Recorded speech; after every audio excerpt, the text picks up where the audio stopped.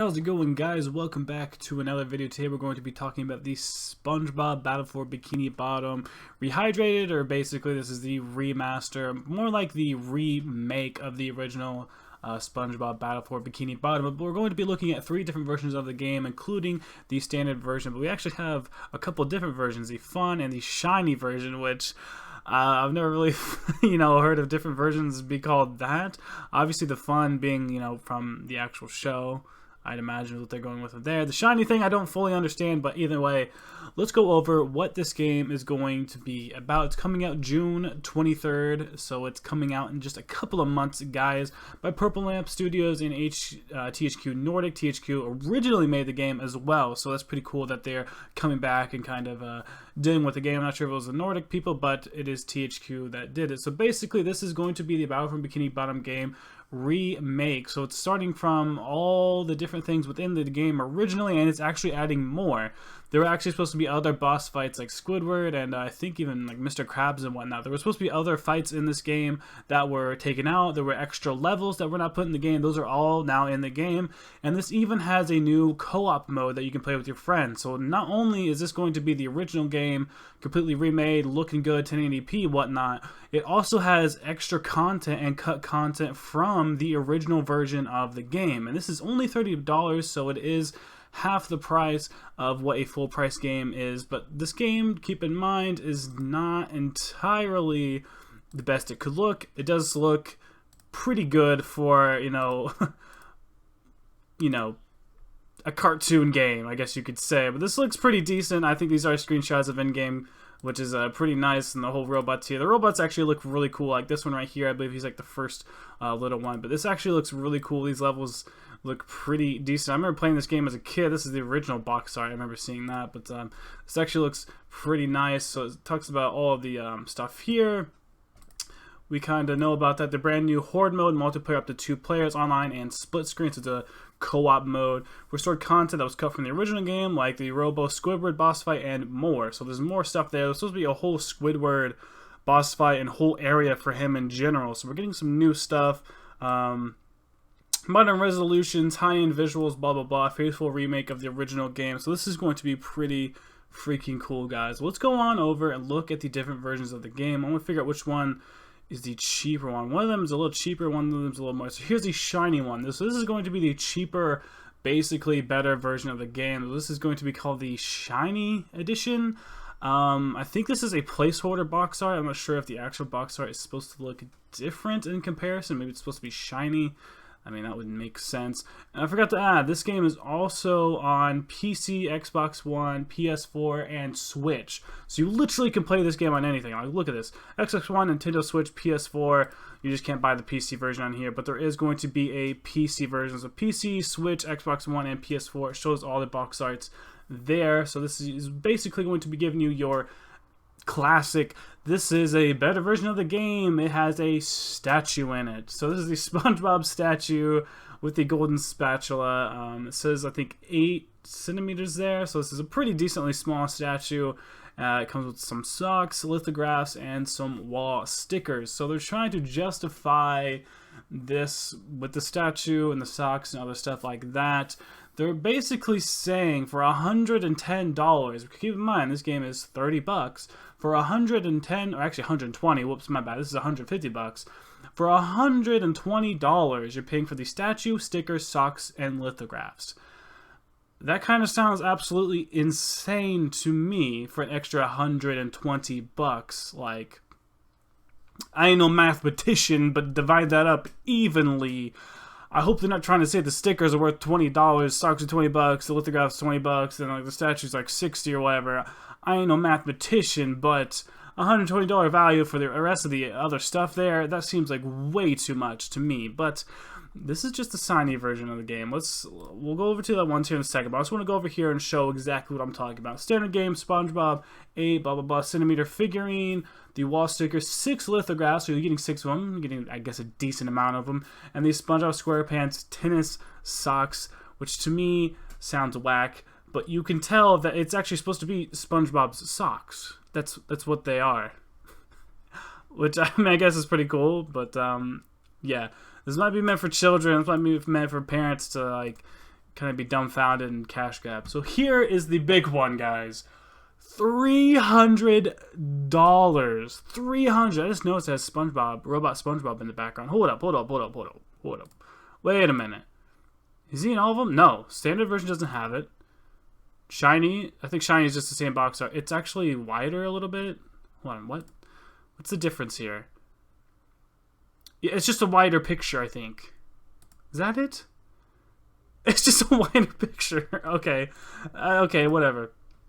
Let's move on. Here is the Fun Edition, or the FUN Edition, if you guys know the song from the show. Okay, that's actually pretty decent. It has him in the background, the robot SpongeBob there. So this comes with 2 additional statues, the Sandy one, the Patrick one, and also comes with key rings. Keychains, basically. So, remember the last one was $150. This is $300. This is, yes, double the price of what would be considered, I guess, the deluxe edition or whatever, the collector's edition. This is double the price, $300, and all you're getting is an extra 2 statues and key rings. So they're trying to justify like $60 for each statue. So basically each statue they're putting at a value as being the entire game itself, plus some keychains for an extra $20 or whatever odds and end you want to have it be, some extra, just change at the end. So 3 statues, the game there, the socks, the lithograph, the stickers, blah blah blah. Let's go down to double check and make sure that is exactly what we're getting. So the standard game, the SpongeBob figurine, the Patrick figurine, which is actually a little bit smaller than the rest of them, the Sandy one, the set of Tiki key rings, the wall sticker, 6 lithographs, the SpongeBob SquarePants, tennis, socks, all for $300. If you thought the $150 version was kind of dumb, oh boy, this one's much, much worse in my opinion. I do not think this is even close for your money. Not even close. So let's check some different ones and maybe see if there's any different caveats here, maybe some different things going on. No, you get the exact same thing no matter what version of the game you pick. I think this game actually might look pretty cool on Switch, might be pretty fun on Switch, because seeing as how excuse me, it's kind of like a platformer game. You just jump around and adventure around. I think that could be pretty cool on the Switch actually, and just for $30, that's not too bad. In all honesty, if I were you, I'd probably just stick to the standard version of the game. $30 new and $30 digital. Obviously, with things going on, it might be a little bit difficult to get the, hydrated SpongeBob here. It might be a little bit difficult to get the game physically in one. Oh, wait, what the fuck? Why does the Switch one have them in the back? I don't even understand. What? Well, if that's the case, if the Switch one has that in the background, this looks like actual box art. But were the other ones not actual box art? I'm so confused. What? No, that looks like actual box art. So wait, you tell me I think the Nintendo Switch is because it's more... Is that because it's more vertical? They can put Robot SpongeBob in there? Is that what's going on? Dude, I quit. I don't even care anymore. Anyway, $30 for this game. It probably is going to be on the Nintendo eShop. It's probably going to be on the Xbox Store, the PlayStation Store, yada yada. $30, and obviously PC will probably be on Steam and whatnot. I'm not 100% sure on all of that, but I'm sure most of the console ones will obviously have a digital download, and I do not see why they would not go ahead and do a digital download on Steam as well, seeing as the condition of things right now. Getting a physical copy is probably not going to be something you can really get right now.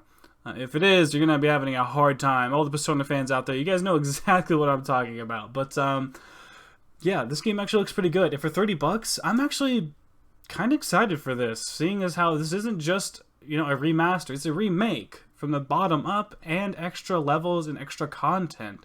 If you would have told me that it would do this with Spyro and Crash Bandicoot, I would have been fucking ecstatic. But no, those remakes were $60 and still are like $40 on the stores sometimes. I'm just like, why? That shit is not only remakes, but they didn't add a whole lot of new content. They had some new content, but they're not really new anymore. They're actually kind of old remakes now. People aren't really playing those anymore. I think they should make those like $20 a pop. If not, maybe a little cheaper than that. At least when they're not on sale, they're like $40 still. But 40 bucks, 30 bucks, whatever. They're still old. They should be like $15, $20 no matter what. But for this to right out the gate be $30, I think this is a pretty good deal, guys. Honestly, I would have had just a remake or a remaster of this game, I think, for 30 bucks, and I probably would have bought it. But not to mention the all new levels, new boss fights and whatnot, and a co-op mode, which is probably pretty fun to play on Switch, you know, on the undocked mode and whatnot. I think this could actually be, you know, pretty cool and whatnot. Well, I guess whether the Switch is docked or not, it could be pretty cool. But I think this is going to wrap this up. Tell me, guys, down below, do you think the Shiny Edition and the Fun Edition are kind of too much, kind of crazy? Personally, I do think it's a little bit crazy, but let me know what you guys think down in the comments section below. Tell me, are you guys going to pick up this game? And if so, are you guys going to get it on PlayStation or are you going to get it on Switch? That's kind of my dilemma right now. I'm honestly kind of back and forth, and I'm not 100% sure what to get this on. I wouldn't be getting a kid's game, but you know what? This was a fucking classic game when I was playing this as a kid, and I honestly loved this game to death whenever I first had it. Yo, I don't care that I'm a grown adult now. I'm going to buy it. I don't care. I think they're targeting those new people, not even for this game anymore. I think this is for the old people. I think this is for adults. I guarantee you 90% of the adults are going in there and buying this game for themselves. But that's gonna wrap up this video, guys. Please like, comment, subscribe for more content. Tell me how much you like this series, if you want me to keep going on with it. But as always, I will see you all on the next one. Thank you so much for watching.